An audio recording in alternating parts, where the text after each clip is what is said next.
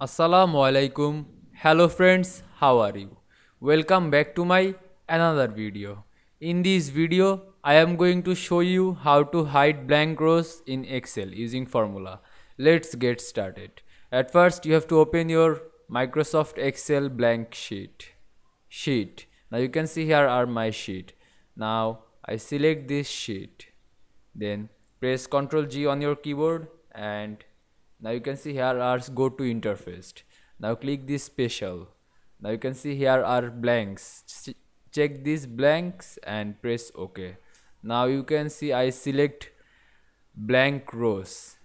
Now right click on these rows and click on delete.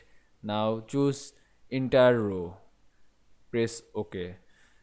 Now you can see I hide blank rows in Excel using formula very easily. I hope you enjoyed my video. Please like, comment, share and subscribe my channel. Thanks for watching.